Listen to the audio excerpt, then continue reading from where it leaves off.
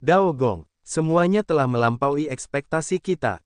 Sekarang semua orang tahu bahwa Dong Yu Dabi akan muncul dalam daftar dewa. Sekarang banyak orang berbondong-bondong ke wilayah timur. Saat itu, peluang kita untuk memenangkan daftar akan berkurang. Di sebuah gua, seorang pria parubaya berjubah Tao merasa khawatir. Manusia berjubah ungu, kali ini benar-benar di luar ekspektasi, tetapi protos kita telah menyentuh banyak elit, kali ini untuk daftar dewa pasti akan menang. Saya khawatir seluruh dunia sedang menatap daftar dewa. Saya khawatir mereka akan menemukan bahwa kuil Tao kita bersatu dengan Protos, dan kemudian istana Tao akan hancur. Pria berjubah Tao tampak cemas. Pria berjubah ungu mencibir, apakah kamu ingin bekerja sama? Kamu pikir kamu bisa berhenti? Sekarang setelah kamu melakukannya, kamu tidak dapat melindungi diri sendiri bahkan jika kamu berhenti. Hati pria Dao Pao sangat buruk. Semuanya tidak terduga, sekarang istana Tao berada di atas tumpukan kayu bakar, selama kamu menyalakan api, Dao Gong akan tamat. Saat ini, dia sangat menyesal, sayangnya, semuanya sudah terlambat, hanya ada satu jalan menuju kegelapan.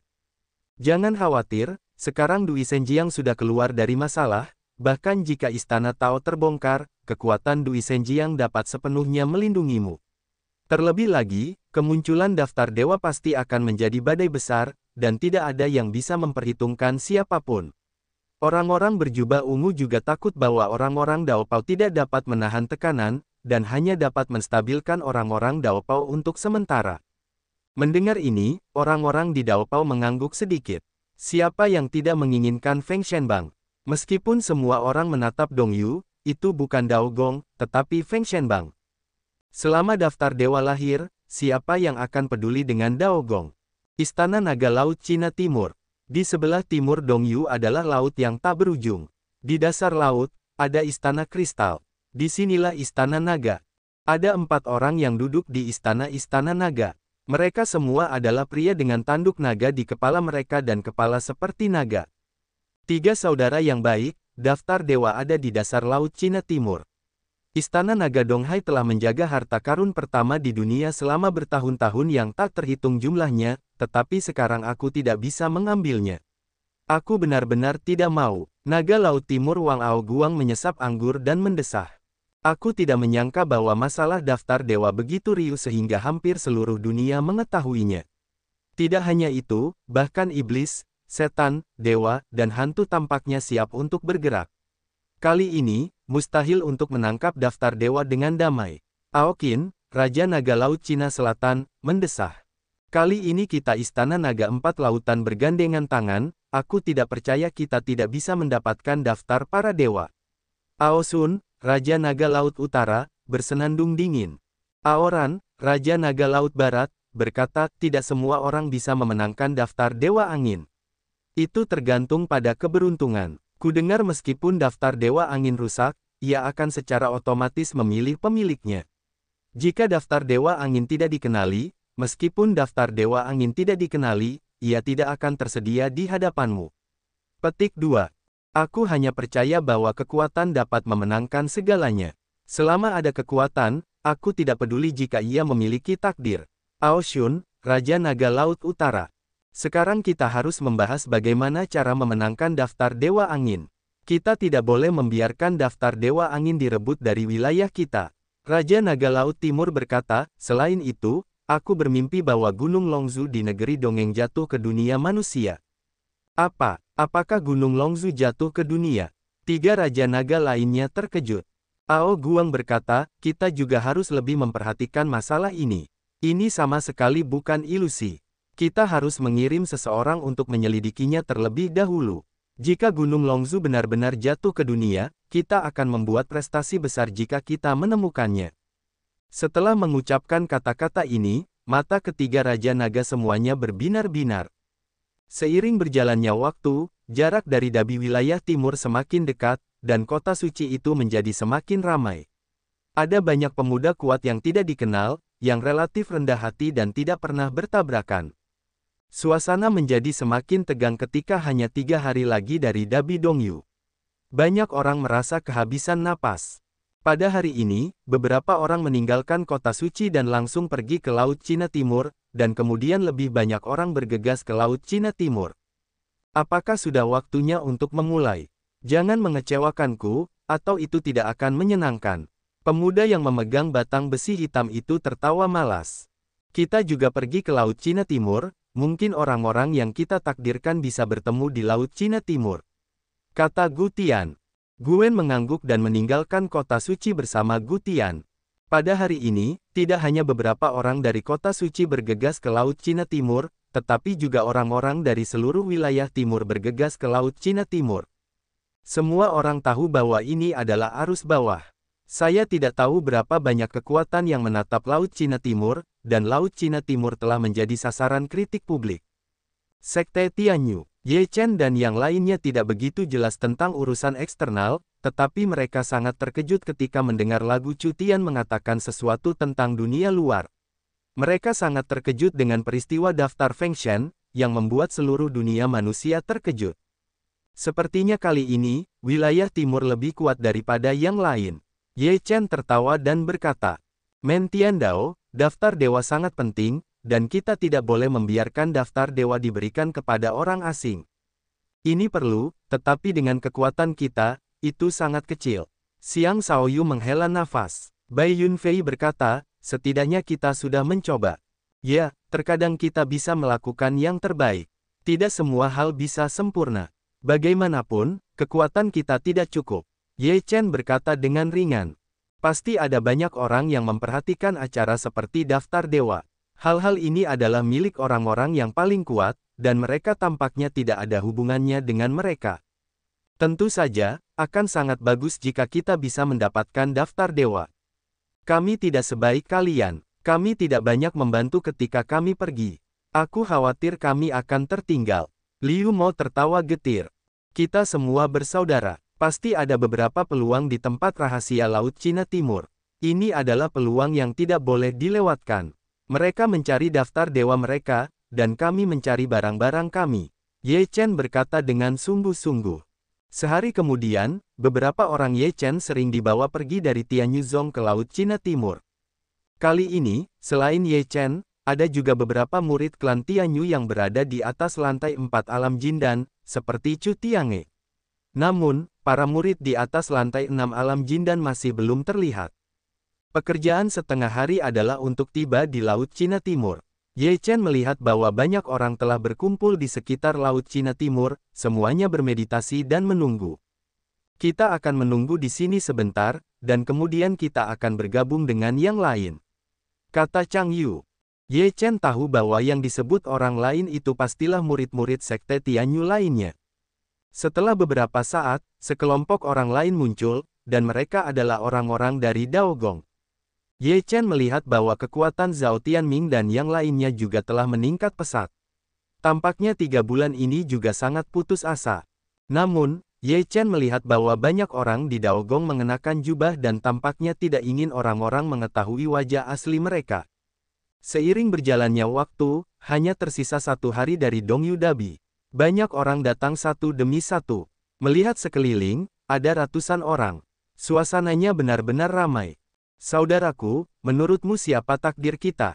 Melihat orang-orang di dekat Laut Cina Timur, Guen mengerutkan kening. Gu Tian menjepit jarinya dan menghitung, memperoleh posisi umum, dan berkata, orang-orang yang ditakdirkan kita ada di depan daerah itu, tetapi ada begitu banyak orang, kita tidak tahu yang mana. Mari kita bertindak sesuai keadaan.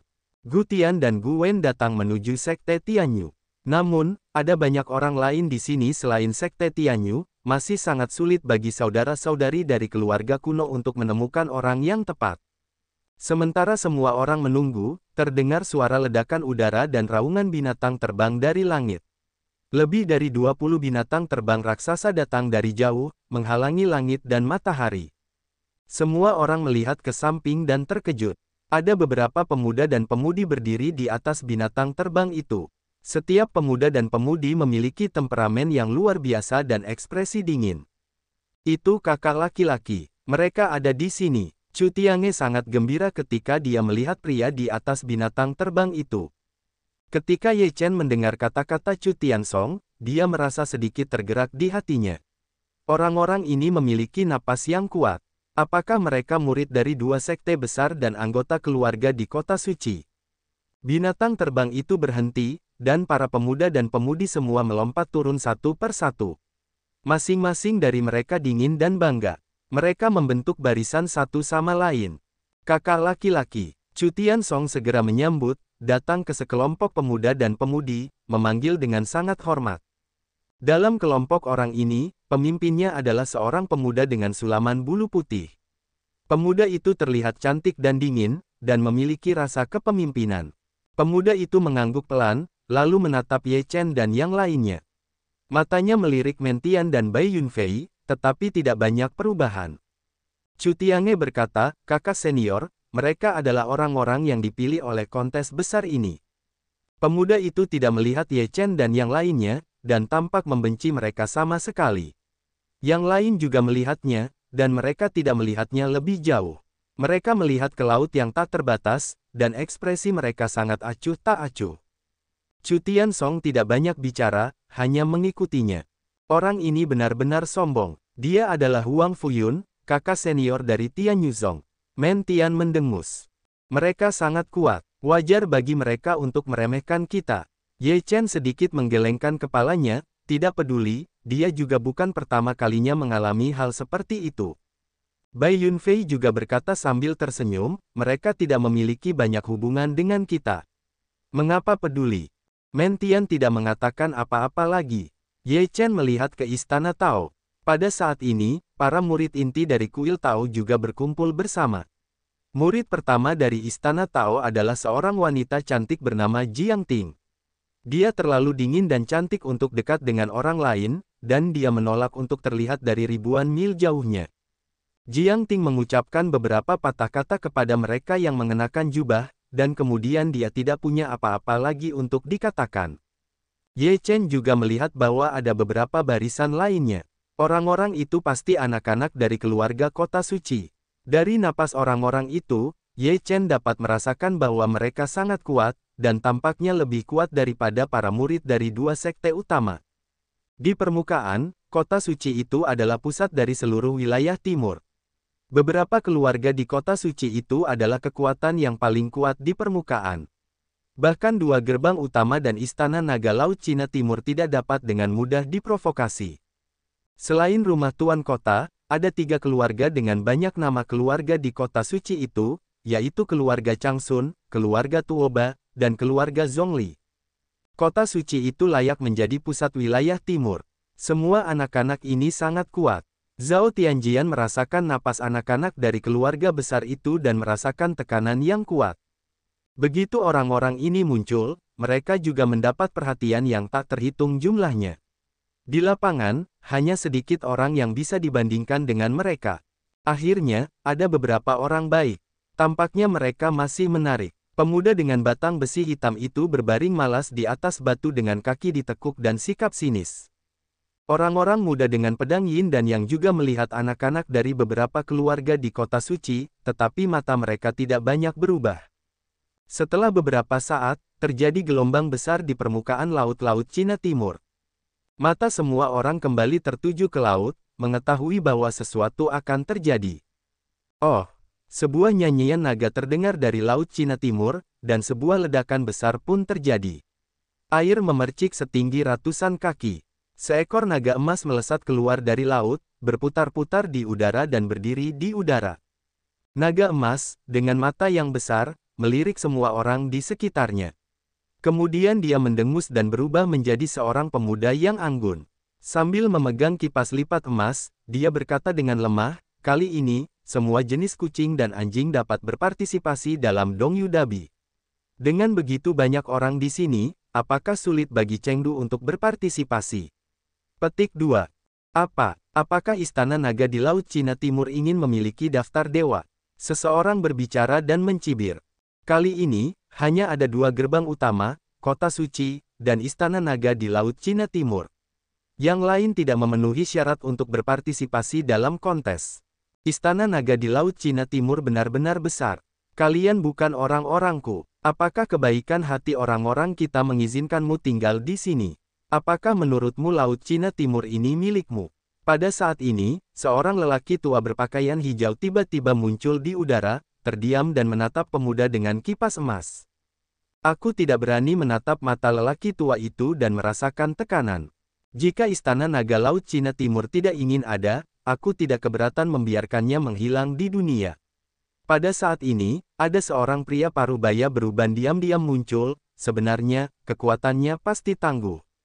Tiba-tiba, dua pria kuat yang tidak dikenal muncul, yang membuat atmosfer di sini menjadi padat. Meskipun wajah pemuda itu tidak terlalu rupawan, dia segera pulih dan berkata sambil tersenyum, daftar dewa adalah daftar dewa, dan yang kumaksud adalah Dabi di wilayah timur. Apa hubungannya ini dengan daftar dewa? Feng Shenbang berada di tempat Dabi di Dongyu. Apakah menurutmu kita semua bodoh? Jika kau berbicara omong kosong tentang Istana Naga di Laut Cina Timur, kau akan segera menghilang. Tiba-tiba, seekor burung bangau datang, dan seekor burung bangau putih besar membentangkan sayapnya. Di atas burung bangau putih itu berdiri seorang lelaki tua berambut putih dengan jubah Tao Bagua. Seorang lelaki kuat lainnya muncul, yang membuat orang lain di tempat kejadian lebih mengerti. Diperkirakan ada banyak pasang mata yang menatapnya dalam kegelapan. Tampaknya tempat ini telah diawasi oleh banyak orang kuat, tetapi mereka tidak dapat memasuki tempat rahasia itu. Mereka hanya dapat mengambil gambar murid-murid mereka. Jika tidak, mereka akan menghancurkan Istana Naga di Laut Cina Timur dan langsung menerobos masuk. Ye Chen berkata dengan suara yang dalam. Saat ini, kita semua adalah teran, dan ada iblis, setan, hantu, dan protos yang menunggu secara rahasia. Bai Yunfei menunjukkan ekspresi acuh tak acuh. Men Tiandao, Istana Naga di Laut Cina Timur seharusnya dihancurkan. Itu lelucon bahwa klan iblis telah menduduki Laut Cina Timur di dunia. Apa kesulitan menghancurkan Istana Naga di Laut Cina Timur? Karena Istana Naga di Laut Cina Timur belum mengancam umat manusia saat ini, tentu saja, tidak ada yang mau memobilisasi orang untuk melakukan ini. Bagaimanapun, kekuatan Istana Naga Empat Lautan luar biasa. Awan putih beterbangan. Saat ini, ada tiga pria kuat. Pemuda Jin Fan tidak mengatakan apa-apa lagi. Dia tidak keluar untuk bersaing dengan orang-orang kuat ini. Tujuannya pada dasarnya telah tercapai. Dia berkata, jika kamu ingin memasuki Laut Cina Timur, kami tidak akan menghentikan Istana Naga di Laut Cina Timur. Setelah itu, pemuda itu berubah menjadi naga emas dan masuk ke dalam air. Sebelum dia keluar, kata-kata ini hanya kata-kata yang kuat. Ye Chen tersenyum, suara sempoa Istana Naga Laut Cina Timur benar-benar keras. Beberapa saudara Tao telah datang dari jauh. Aku adalah penguasa kota suci. Pada saat ini, sebuah suara keras datang, seorang pria parubaya muncul, dengan napas yang luar biasa, yang membuat banyak orang merasakan tekanan. Dia adalah penguasa kota suci, Ling Yunxiao. Setelah Ling Yunxiao, ada beberapa pria parubaya yang merupakan patriark dari tiga keluarga bermarga banyak di kota suci. Napas orang-orang ini cukup kuat, ada tekanan yang kuat. Biksu di bawah negara Yuanying, benar-benar memiliki semacam tekanan. Ketiga orang kuat yang muncul tadi semuanya melihat ke langit. Mereka hanya melihat dan tidak memperhatikannya.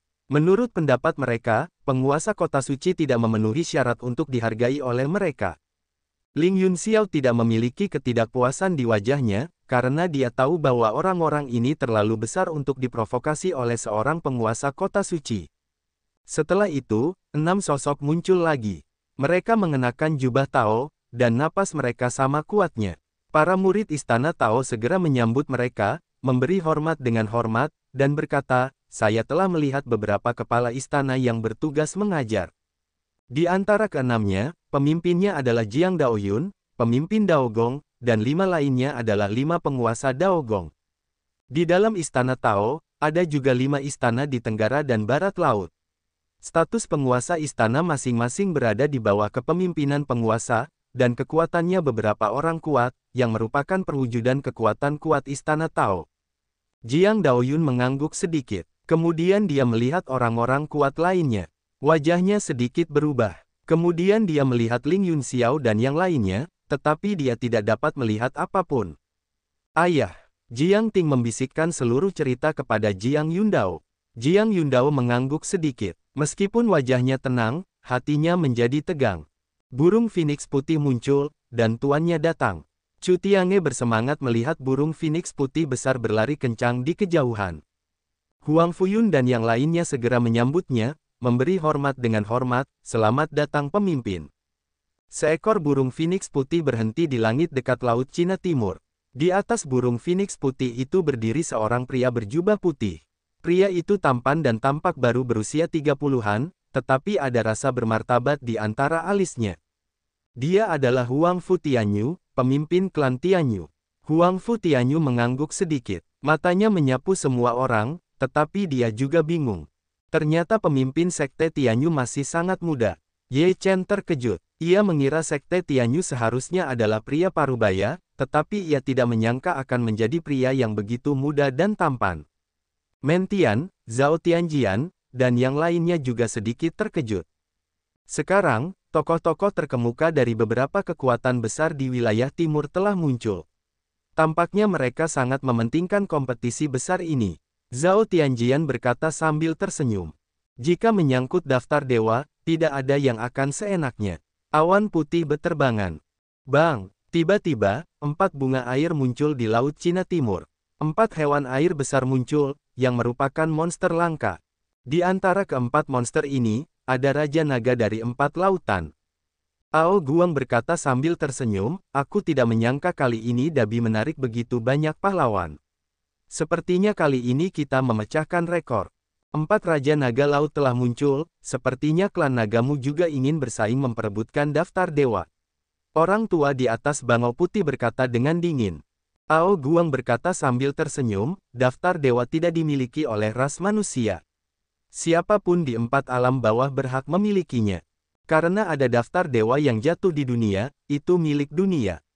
Jika orang-orang kita berlari untuk memperebutkan daftar dewa klan iblis, apakah kamu akan senang?" Pria parubaya berpakaian abu-abu berkata dengan dingin. "Raja Naga Laut Cina Timur, sekarang saatnya telah tiba. Buka Laut Cina Timur dengan cepat. Jangan buang waktu," desak Ling Yun Xiao. Ao Guang berkata sambil tersenyum, "Aku akan membuka Laut Cina Timur." Dengan itu, aura yang kuat keluar dari seluruh tubuh Ao Guang.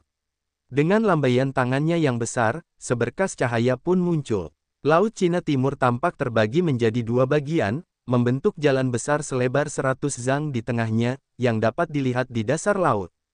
Mata semua orang tertuju pada dasar Laut Cina Timur. Ao Guang berkata, "Tempat rahasia ini akan terwujud saat bulan purnama malam ini. Namun untuk membuka tempat rahasia ini, kita masih perlu bekerja sama. Selain itu, tempat rahasia ini hanya dapat memasuki area di bawah Yuanying. Tempat rahasia di dasar Laut Cina Timur ditemukan oleh seorang pria kuat dahulu kala.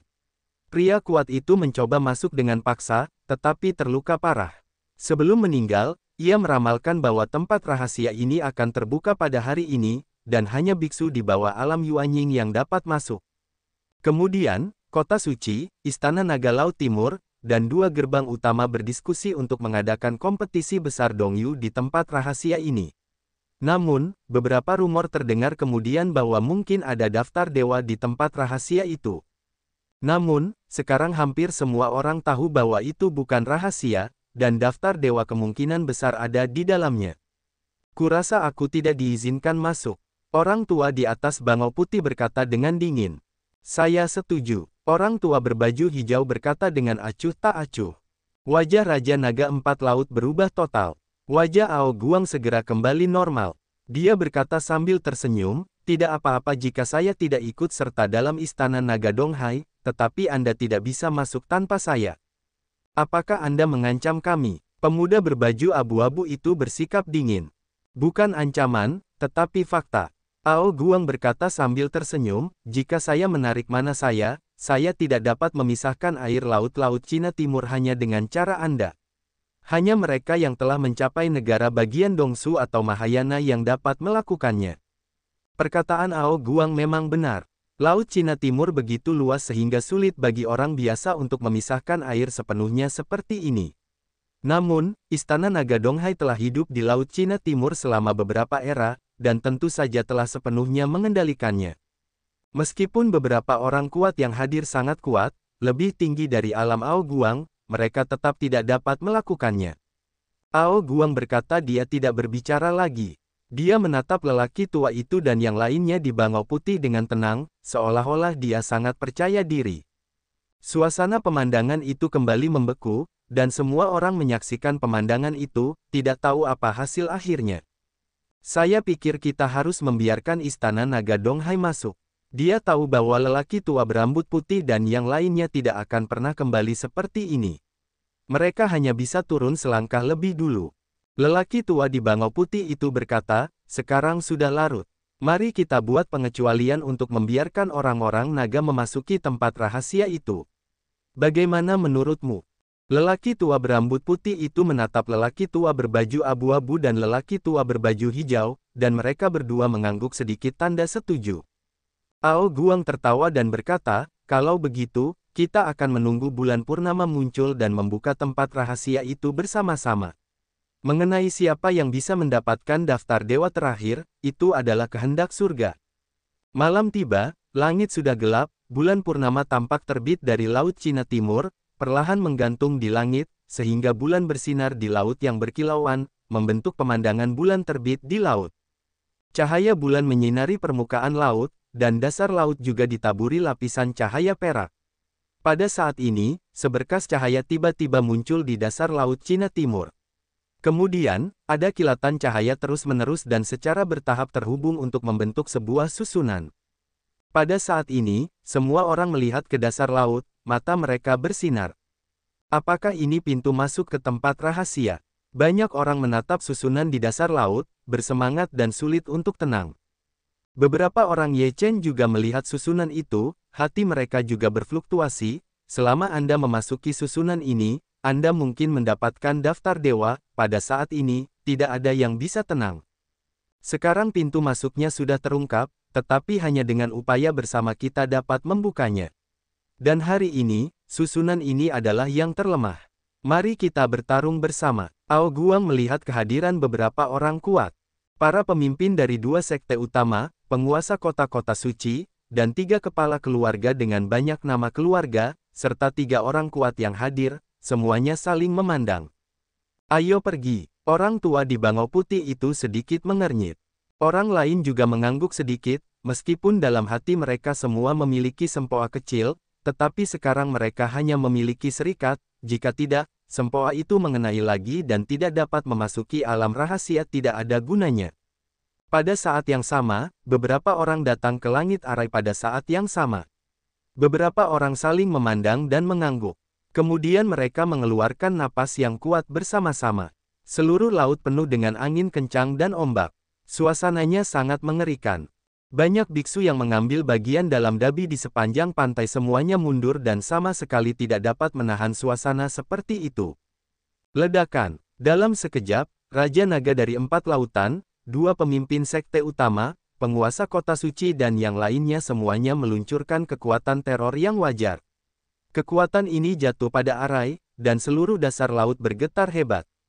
Cahaya arai berkedip dan berkedip. Beberapa orang kuat membombardir arai, dan arai menjadi semakin gelap. Saat ini, susunan itu adalah yang terlemah, jadi saat ini, susunan itu segera terkoyak, celahnya berangsur-angsur menjadi lebih besar, dan akhirnya membentuk pintu masuk yang besar. Buka. Pada saat ini, semua orang sangat gembira. Beberapa orang kuat memperbaiki pintu masuk dan menahan napas. Meskipun pintu masuk terbuka, ada napas yang keluar dari susunan itu, yang menutupi seluruh susunan itu. Ini adalah batas dan membatasi kekuatan orang-orang yang masuk. Ketika pintu masuk dibuka, semua orang tidak tahan. Namun, mereka yang hadir tahu bahwa urutan masuk haruslah khusus. Mereka yang berada di belakang panggung, seperti beberapa kekuatan kota suci dan 2 gerbang utama, harus memasuki tempat rahasia terlebih dahulu. Saat ini, beberapa orang kuat juga membuat perhitungan ini. Lagi pula, jika Anda masuk terlebih dahulu, Anda akan memiliki kemungkinan mendapatkan daftar dewa terlebih dahulu. Tentu saja, jika Anda masuk terlebih dahulu, Anda mungkin menghadapi bahaya. Jiang Yun mengalihkan pandangannya dan melihat orang lain. Dia tahu bahwa orang-orang ini sedang mengamati dengan saksama, jadi dia berkata, meskipun ada daftar dewa di sini, tidak ada yang tahu apalagi yang ada di dalamnya. Apakah ada bahaya? Siapa yang akan masuk lebih dulu? Jiang Yundao menunjukkan masalahnya dan fokus pada bahayanya, yang membuat orang lain fokus padanya. Huang Fu Tianyu tahu apa yang dipikirkan Jiang Yundao, dan tidak membocorkan suara dan warnanya, begitulah. Jadi, menurutmu, siapa yang lebih cocok untuk masuk lebih dulu? Sekte Tianyuku tidak terburu-buru. Bagaimanapun, daftar dewa diperoleh oleh mereka yang ditakdirkan. Jika tidak ada takdir, tidak ada gunanya masuk lebih dulu. Kalau begitu, biarkan Sekte Tianyumu masuk lebih dulu. Pemimpin keluarga Tuoba Hong mendengus dingin.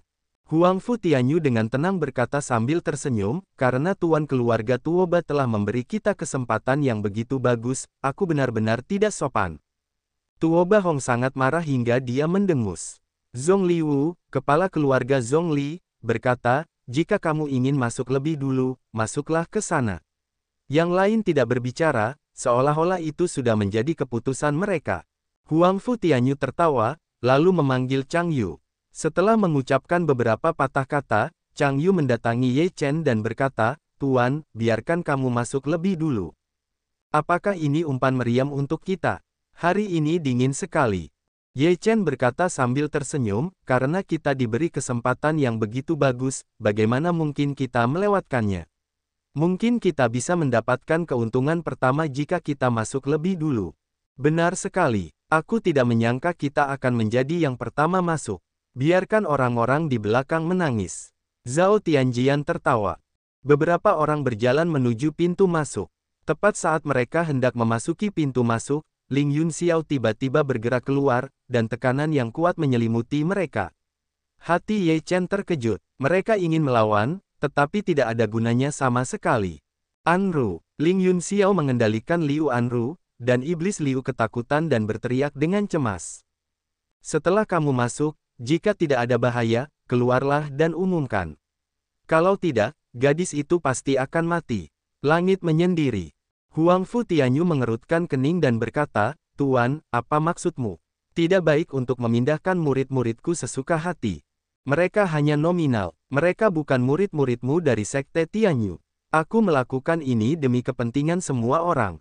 Jika mereka dalam bahaya setelah masuk, mereka pasti akan mati. Jika tidak ada bahaya dan mereka tidak melapor, bukankah kita menunggu di sini dengan sia-sia? Ling Yunxiao mencibir. Beberapa orang Ye Chen marah, tetapi mereka tidak dapat bersaing dengan Ling Yunxiao, hanya dapat mengikuti maksud Ling Yunxiao. Ya, tetapi aku berharap Tuan akan menepati janjinya. Huang Fu Tianyu mengangguk sedikit. Selama mereka melapor, aku akan membebaskan mereka. Ling Yunxiao berkata sambil tersenyum. Huang Fu Tianyu berkata, kalian semua sudah mendengarnya. Hidup dan matinya, begitu juga hidup dan mati kalian, terserah kalian sendiri. Saat ini, ketika mereka bertemu dengan murid Tian Chen, mereka tidak puas dengan Tian Chen. Anru, jangan khawatir, kakak akan menyelamatkanmu. Liu Mo menggertakkan giginya. Ye Chen menatap Liu An dan berkata, tidak apa-apa. Liu Anru menatap Ye Chen dan mengangguk dengan penuh percaya diri. Beberapa orang Ye Chen dengan perasaan marah, melewati penghalang, memasuki tempat rahasia. Semua orang di ruangan itu menahan napas dan menunggu. Setelah beberapa napas, Ye Chen keluar dari pintu masuk, tetapi tidak keluar dari penghalang. Melihat Ye Chen keluar, semua orang di tempat kejadian tahu bahwa tidak akan ada bahaya untuk memasukinya untuk saat ini. Sudah waktunya untuk membiarkan orang pergi, kata Ye Chen ringan. Ling Yunxiao mencibir, keluar dari sini. Ye Chen berjalan keluar dari perbatasan, Ling Yunxiao mengusir Liu Anru keluar. Ye Chen menangkap Liu Anru, membuka segelnya, dan berkata, apakah kamu baik-baik saja? Liu Anru menggelengkan kepalanya dan berkata, aku baik-baik saja. Di mana kakak laki-lakiku? Aku akan membiarkan mereka semua masuk jauh ke dalam tempat rahasia. Kita akan kembali sebentar lagi. Ye Chen berkata dengan ringan. Di bawah diskusi Ling Yunxiao dan yang lainnya, orang-orang dari pasukan ini memasuki tempat rahasia bersama-sama, dan waktunya tidak jauh berbeda. Orang-orang dari beberapa pasukan utama telah memasuki tempat rahasia satu demi satu. Setelah orang-orang ini memasuki tempat rahasia, orang-orang lainnya akan bergegas masuk satu demi satu. Ye Chen dan Liu Anru juga bergegas ke pintu masuk, agar dapat memasukinya terlebih dahulu, beberapa orang juga bertarung. Pada titik ini, kekuatan juga ingin memasukinya. Itu konyol. Seorang pria muda dengan jijik bergegas ke pintu masuk, orang Cina kuno itu mendengus dingin, lambaian tangan, teks kuno itu langsung terbang keluar, memuntahkan seteguk besar darah. Xiao Wen, langit pun terguncang. Saat ini, Ye Chen baru saja muncul di sini. Melihat pemandangan ini, dia memahami prosa Tiongkok kuno. Terima kasih banyak melihat ini, Gu Tian sangat berterima kasih. Ye Chen berkata, sebaiknya kau masuk nanti. Orang-orang ini gila. Gu Wen menenangkan diri dan berkata, terima kasih atas bantuanmu. Tidak apa-apa, kau baru saja membangun lantai 9 fondasi. Kenapa kau ada di sini? Ye Chen bertanya dengan rasa ingin tahu. Gu Wen ingin mengatakan sesuatu, Gu Tian langsung berkata, kami hanya ingin tahu, juga ingin masuk untuk melihat-lihat. Di sini berbahaya, dan bahayanya berasal dari orang-orang ini. Sebaiknya kau tidak masuk, Ye Chen menasihati. Gu Tian berkata dengan senyum masam, tidak mungkin, kita harus masuk. Ye Chen melihat desakan Gu Tian, dan berkata, jaga dirimu baik-baik. Aku belum tahu nama keluargamu. Orang Tiongkok kuno itu sibuk. Ye Chen selesai berkata, Liu Anru bergegas bersama dan memasuki pintu masuk. Gu Wen dan Gu Tian berada di samping mereka hingga mereka hampir memasuki tempat rahasia itu. Ledakan. Tiba-tiba, terdengar suara gemuruh dari langit, dan laut semakin bergolak, seolah-olah badai akan segera melanda di sini. Di langit, awan gelap menutupi bulan, dan aliran gas jahat melonjak, membuat bulan purnama tersembunyi dan redup. Roh jahat. Wajah lelaki tua di bangau putih itu berubah. Meskipun dia sudah menduganya, klan iblis masih bergetar. Di langit, pintu ruang angkasa muncul, roh jahat yang mengerikan bergegas keluar, dan tawa datang dari pintu ruang angkasa. Kemunculan kembali daftar dewa, betapa kurangnya kita para iblis. Seorang pria kekar dengan baju besi hitam muncul di langit dengan senyum muram. Jenderal sihir. Di dunia iblis, orang-orang yang bisa mengenakan baju besi seperti itu adalah keberadaan jenderal sihir, tetapi saya tidak tahu seberapa kuat jenderal sihir ini. Tiba-tiba, tanah berkilauan, bunga di sisi lain mekar penuh di tanah, dan napas kematian yang dingin keluar, dan tawa yang aneh dan dingin datang, demikian pula, kita para hantu sangat diperlukan. Seorang raja hantu dengan jubah raja muncul di tengah bunga di sisi lain. Wajahnya pucat. Ketika dia tertawa, dia memperlihatkan dua taring yang ganas, seperti iblis. Kemudian, di bunga-bunga di sisi lain, satu demi satu sosok, semua orang hantu berwajah pucat, napasnya ada di ramuan emas, ada 9 lapisan keberadaan puncak ramuan emas, dapat dikatakan bertekad untuk mendapatkannya. Kalau begitu, klan iblis kita akan ikut bersenang-senang. Di langit, terdengar suara gemuruh, dan beberapa monster besar datang melintasi langit, menghalangi langit dan matahari. Ada banyak orang berdiri di atasnya, beberapa dengan tanduk di kepala mereka, beberapa dengan bentuk aneh. Mudah untuk melihat bahwa mereka adalah orang iblis. Kalau begitu Protosku tidak akan melewatkannya. Pada saat ini, seorang pria parubaya dengan rambut ungu muncul. Pria parubaya itu memiliki senyum dingin dan bangga dan sombong. Dia baru saja keluar dari masalah. Ada juga banyak pria dan wanita muda dengan rambut ungu dan pupil ungu di belakang jenderal. Mereka semua adalah keturunan Protos. Masing-masing dari mereka kuat dan memiliki ekspresi dingin dan bangga di wajahnya.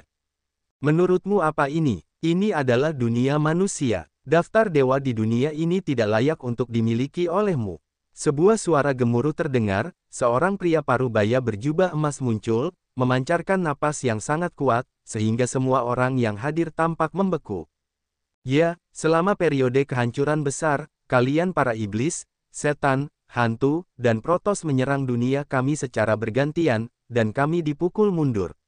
Apakah kalian berempat lupa lagi? Sebuah suara dingin terdengar, dan seorang pria tua berpakaian hijau muncul.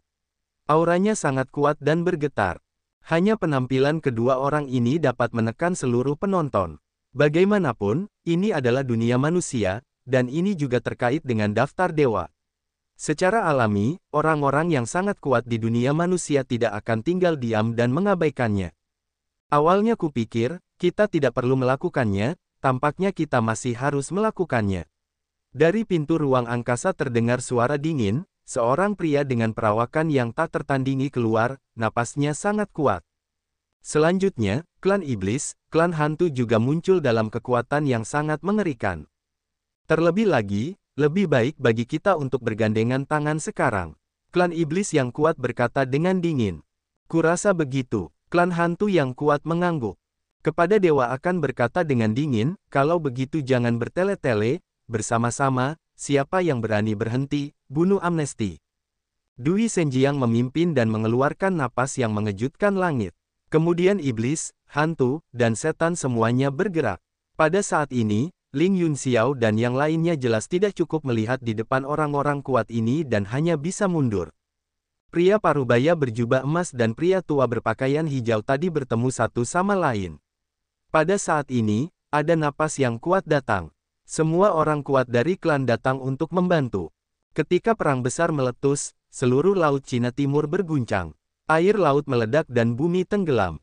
Mustahil untuk bertahan dalam pertempuran seperti itu. Di tempat rahasia, setelah Ye Chen membawa Liu Anru ke tempat rahasia, dia mulai mencari Liu Piaoyue untuk bertemu dengan beberapa orang. Tempat rahasia itu begitu besar sehingga orang tidak dapat melihat ujungnya. Tempat itu penuh dengan nuansa kuno. Ini adalah dunia yang sangat besar. Ini bukan klan atau kota. Seluruh tempat rahasia itu begitu besar sehingga sulit untuk membayangkan berapa panjang garis depan perang yang mengguncang dunia itu, seolah-olah sebuah negara telah hancur. Dunia yang awalnya mati, setelah memasuki banyak biksu, memiliki sedikit vitalitas. Namun, dibandingkan dengan dunia ini, orang-orang ini masih sekecil semut. Kakak, di mana mereka sekarang? Liu Anru khawatir tentang Liu Mo dan yang lainnya. Bagaimanapun, semua orang yang masuk ke sini sangat kuat. Jika mereka bertemu satu sama lain, mereka mungkin dapat melenyapkan mereka. Ye Chen berkata, saya tidak tahu. Kita hanya bisa mencari masa lalu sepenuhnya. Kakak Ye Chen. Pada saat ini, sebuah suara datang dari belakang tubuh Ye Chen, dan prosa kuno menyusulnya. Ye Chen tercengang sejenak. Nama Cina kuno itu benar-benar sesuatu yang membuatnya tidak bisa berkata-kata. Liu Anru mendengus di satu sisi, jelas merasa sedikit cemburu. Tenggara mencarimu. Prosa kuno mengabaikan Liu Anru dan berkata kepada Ye Chen sambil tersenyum. Ye Chen terkejut, bagaimana kamu tahu? Kakak dan adik kita bisa melakukan ramalan, dan bisa mengukur beberapa hal secara kasar. Gu Tian tersenyum dan tidak mengungkapkan identitas aslinya. Bagaimanapun, mereka tidak mengenal Ye Chen dan tidak tahu siapa Ye Chen. Perlu untuk waspada terhadap orang lain. Kalau begitu pergilah ke Tenggara. Kakak-kakakmu terlalu berbahaya di sini. Kalau kau tidak keberatan, ikut saja aku. Ye Chen merasa bahwa kedua kakak beradik itu adalah orang baik, tetapi kekuatan mereka terlalu lemah, dan mereka memiliki belas kasihan. Itu akan sangat bagus. Guen berkata dengan gembira. Liu Anru berkata, bisakah kami menjamin keselamatanmu? Kami semua tidak mampu melindungi diri sendiri. Kami dapat membantumu untuk mencari keberuntungan dan menghindari kejahatan. Guen mengangkat dagunya dan menatap Liu Anru dengan bangga. Gu Tian menarik prosa kuno itu sebentar, lalu berkata sambil tersenyum, kami hanya tahu sedikit, dan berharap dapat membantu saudara Ye. Ye Chen merasa bahwa kedua kakak beradik itu tampaknya tidak sesederhana itu. Selain kekuatan mereka yang rendah, mereka jelas tidak dangkal dalam seni ramalan. Tetapi sekarang, jika mereka membantu, itu akan jauh lebih mudah. Ayo pergi dan temui teman-temanku dulu. Ye Chen tersenyum dan membawa kedua kakak beradik itu ke Tenggara. Dunia ini terlalu besar, meskipun banyak orang datang, tetapi orang-orang ini juga menjadi pendiam untuk bubar, ingin bertemu tidaklah mudah. Di reruntuhan, ada aula kuno. Di luar aula kuno, Zhao Tianming, Fusu dan Yandan semuanya mencibir. Di depan mereka, ada seorang pemuda berpakaian kerajaan. Pemuda di Qinyi menatap aula kuno dengan wajah dingin dan bangga. Aula kuno ini bagus. Ini adalah harta karun. Aku menyukainya. Pemuda berpakaian kerajaan itu mencibir. Kakak seperguruan Sue, kucing itu juga sangat pandai. Dia bisa berbicara. Jika dia menangkapnya dan memberikannya kepada tuan, dia pasti akan senang. Zhao Tianming berkata sambil tersenyum. Pemuda berpakaian kerajaan itu tertawa dan kemudian bersenandung ke aula kuno, apakah kamu berencana untuk bersembunyi di dalamnya seumur hidup? Apakah kamu pikir aku tidak bisa menahannya jika aku bersembunyi di dalamnya? Ah, tidak tahu malu. Apa kemampuanmu untuk menggertak kita di lantai 5 ramuan emas? Ketika adikku datang, aku akan membiarkan kalian semua mati tanpa tempat pemakaman. Feitian Tiger berdiri di gerbang aula kuno dan bersumpah. Pemuda dengan pengawal kerajaan tampak jelek dan berkata dengan marah, kalian semua akan mati hari ini. Tidak ada yang bisa menyelamatkanmu. Benarkah? Aku ingin melihat seberapa hebatnya dirimu. Suara dingin tiba-tiba terdengar di belakang pemuda dengan pengawal kerajaan. Suara itu penuh dengan niat membunuh dan membuat orang merasa ngeri. Ketika pemuda itu menoleh untuk melihat Ye Chen, wajahnya menjadi sangat muram. Dia mendengus dengan jijik, lantai 4 ramuan emas berani berbicara di hadapanku. Ini dia adikku, sekarang kau sudah mati. Feitian Tiger melihat Ye Chen dan berkata dengan bangga. Ye Chen menatap Zhao Tianming, Yandan dan Fusu, dan berkata dengan dingin, kupikir membunuhmu akan mengotori tanganku, tapi sekarang kau membuatku sangat marah. Jadi sebaiknya kau tetap di sini. Bahkan jika wajah pemuda itu berubah pucat di pagi hari, dia mungkin tidak dapat mengubah wajahnya. Ini konyol, beraninya aku bicara besar dan mati di depanku. Pemuda pengawal kerajaan itu meraung dan bergegas ke Ye Chen. Dia ingin membunuh Ye Chen dengan satu telapak tangan. Kebodohan, Ye Chen bersenandung, dan meledak sesuka hati. Kekuatannya tak tertandingi. Puff! Lengan pemuda berpakaian kerajaan itu hancur dalam sekejap, dan pemuda itu berteriak dengan ketakutan di wajahnya. Tubuh Ye Chen berkelebat seperti hantu. Dia melihat darah memercik di tenggorokan pemuda itu. Matanya menyusut. Dia masih ketakutan dan vitalitasnya cepat hilang.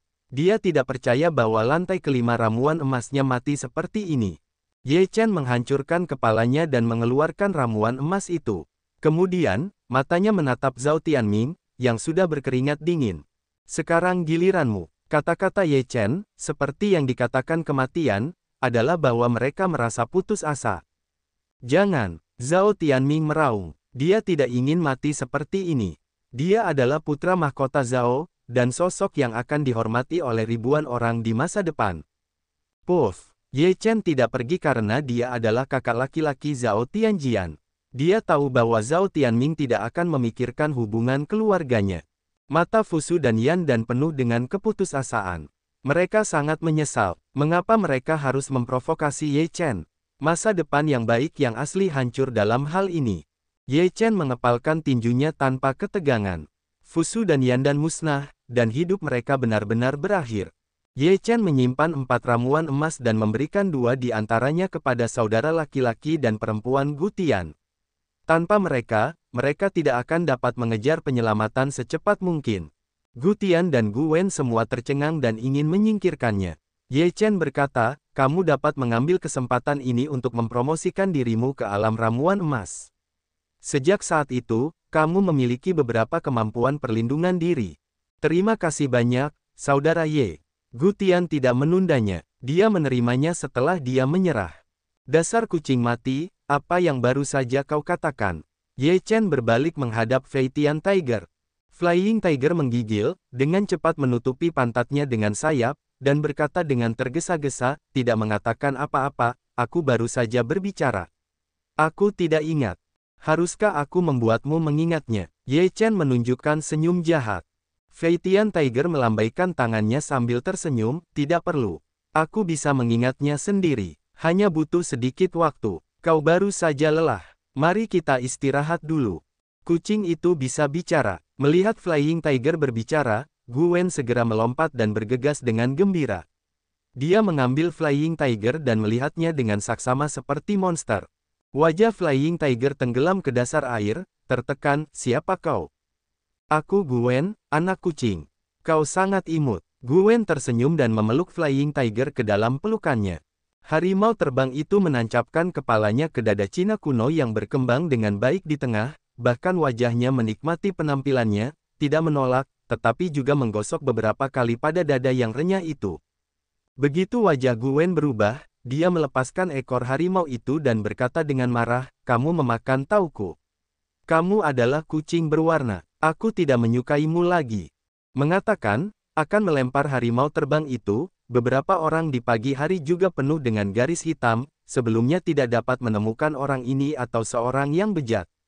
Aku senang aku tidak menahannya. Liu Piaoyue keluar dari aula kuno dan memandang harimau terbang itu dengan jijik. Yao Xi juga memandang harimau Fei Tian dengan jijik. Liu Mo, Zhao Tianjian, Xiang Shaoyu dan Chu Fei yang semuanya keluar dari aula kuno dan memandang harimau Fei Tian dengan jijik. Harimau Fei Tian hendak pingsan dan berkata dengan suara keras, "Di mana pamanku?" Gadis kecil itu memelukku tanpa alasan. Aku tidak bersalah. Aku percaya. Liu Piaoyue mendengus dan berkata pada pepatah Tiongkok kuno, "Kakak, jangan dekat-dekat dengan orang ini di masa depan. Jaga jarak dengannya." Wah, kedua saudari itu sangat cantik. Mata Gu Wen berbinar-binar, dan dia benar-benar mengenal Yao Xi dan Liu Piaoyue. Bagaimana dengan kakak Bai dan Mentian? Ye Chen bertanya. Zhao Tianjian berkata, mereka mengatakan ingin membuat terobosan sendiri, dan mereka keluar untuk berlatih, jadi tentu saja mereka tidak ingin mengikuti tim.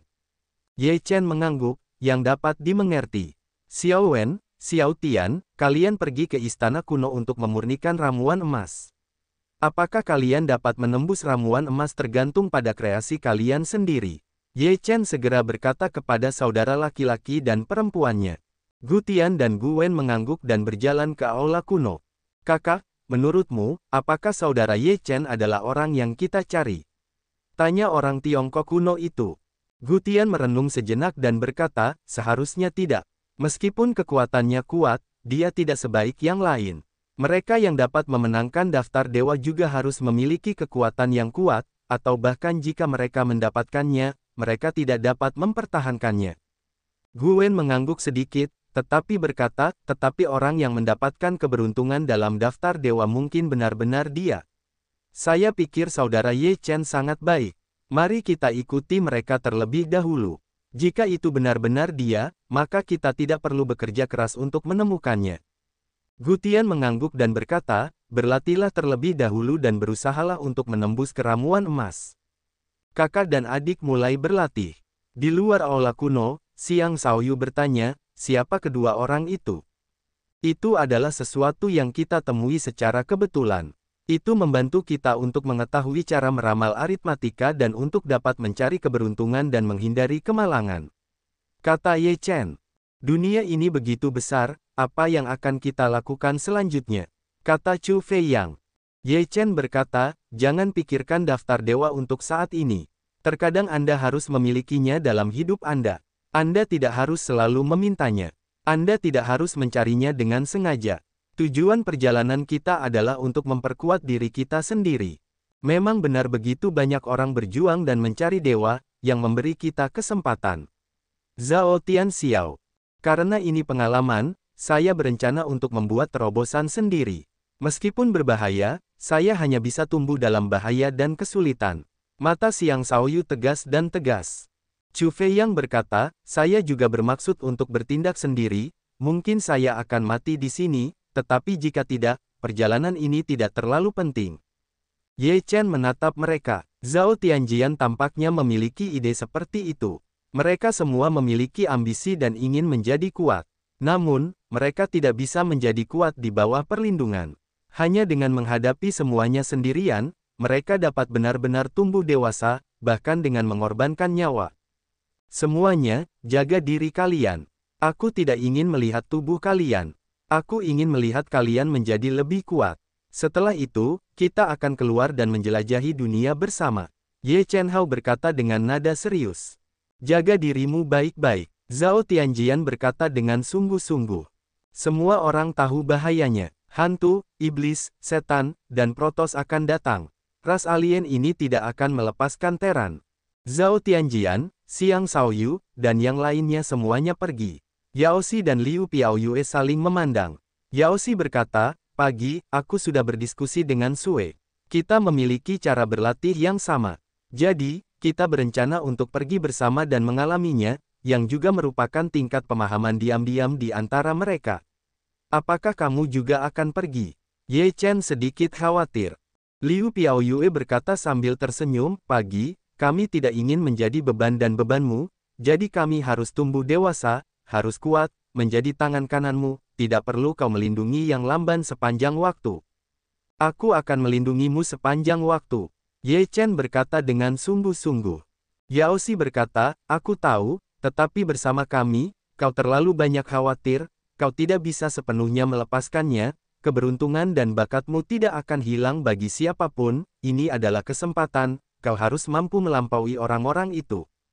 Yao Xi dan Liu Piaoyue telah memutuskan untuk meninggalkan Ye Chen untuk berlatih. Ye Chen tahu bahwa mereka tidak akan berubah, jadi dia memberi tahu mereka untuk berhati-hati. Melihat Yao Xi dan Liu Piaoyue pergi, Ye Chen menghela nafas. Harimau Fei Tian berkata tanpa perasaan, sekarang sudah tenang. Bang! Ye Chen menamparkan kipas itu di pantatnya dan langsung menerbangkannya ke kipas itu. Harimau Fei Tian sangat tertekan. Dia melompat dan mengutuk, mengapa kau memukul paman ini tanpa alasan? Kau gila. Kau tidak datar. Ye Chen bersenandung, tidak memperhatikan harimau terbang itu, tetapi melemparkan 2 ramuan emas ke harimau terbang itu. Begitu mata harimau Fei Tian berbinar, salah satunya adalah ramuan emas di lantai 5 wilayah ramuan emas. Dia segera menelan 2 ramuan emas itu dan pergi ke istana kuno dan berbaring tengkurap untuk tidur.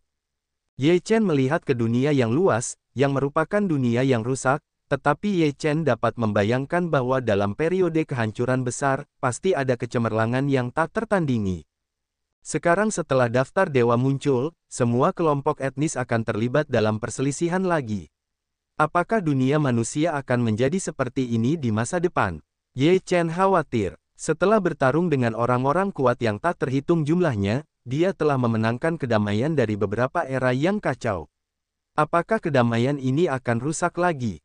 Seharusnya tidak, pertempuran skala besar seharusnya tidak muncul, tetapi karena itu terlibat dalam daftar dewa, perjuangannya pasti tidak ada habisnya. Jiwa tua itu merenung. Ye Chen menghela nafas, semuanya karena daftar dewa.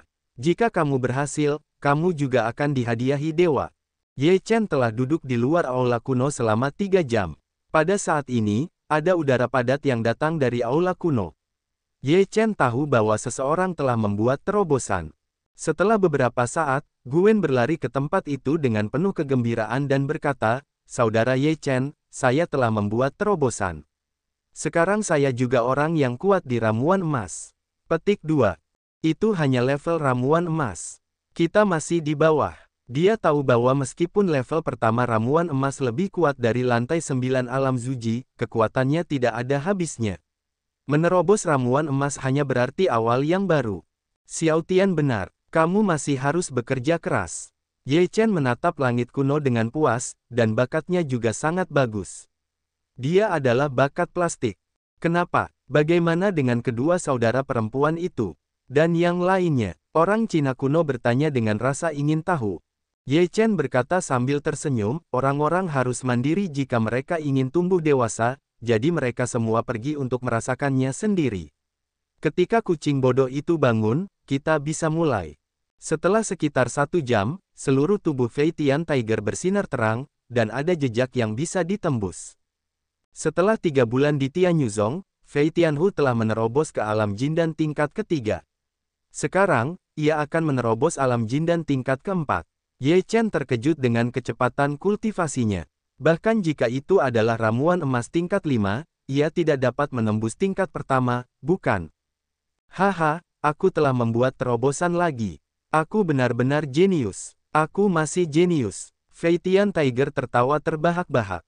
Orang Cina kuno berkata, apakah tidak apa-apa? Ledakan. Tiba-tiba, bumi tampak berguncang beberapa saat, yang membuat Ye Chen terkejut. Hari-hari kuno dan tulisan-tulisan kuno juga mencurigakan, lalu melihat ke kejauhan. Sepertinya ada pertempuran di sana, dan itu mengerikan. Flying Tiger bergegas ke bahu Ye Chen, menyipitkan mata ke kejauhan. Ye Chen berkata, di mana ada pertempuran, sesuatu pasti terjadi. Ayo pergi dan lihat. Beberapa orang bergegas keluar ke tempat itu dengan napas berfluktuasi yang besar, dan dalam sekejap mereka tiba. Dari kejauhan, mereka melihat beberapa orang bertarung di antara reruntuhan, dan kelompok petarung itu mengenakan pakaian kuno, bukan orang modern. Orang-orang itu sudah mati. Jiwa tua itu terkejut. Apakah obsesi yang tersisa setelah kematian yang membuat mereka menyerang? Ye Chen tidak terlalu terkejut dengan ini, lagi pula, dia bukan yang pertama kali melihatnya. Jiwa tua itu berkata, orang-orang berjubah hitam itu jelas adalah orang-orang Protoss, dan meskipun orang-orang itu sudah mati, serangannya sangat jelas. Ada jiwa yang tersisa. Apakah mereka dalam keadaan setengah hidup dan setengah mati? Setengah hidup, setengah mati. Ye Chen mendengar untuk pertama kalinya bahwa dia sudah mati atau hidup. Bagaimana setengah hidup dan setengah mati ini bisa terjadi? Dengan kata lain, jiwa mereka yang tersisa tidak meninggalkan tubuh dan mendominasi tubuh, tetapi mereka tidak dapat menyatu dengan tubuh. Ini adalah setengah hidup dan setengah mati. Apakah masih bisa begitu? Ye Chen tidak dapat membayangkan, pada akhirnya, keadaan seperti apa yang seharusnya cukup kuat baginya untuk mencapai ini. Ye Chen melihat bahwa kekuatan orang-orang berjubah hitam itu setidaknya 5 tingkat di atas ramuan emas, dan orang-orang kuno yang setengah mati itu, meskipun kuat, jelas tidak dapat saling membunuh.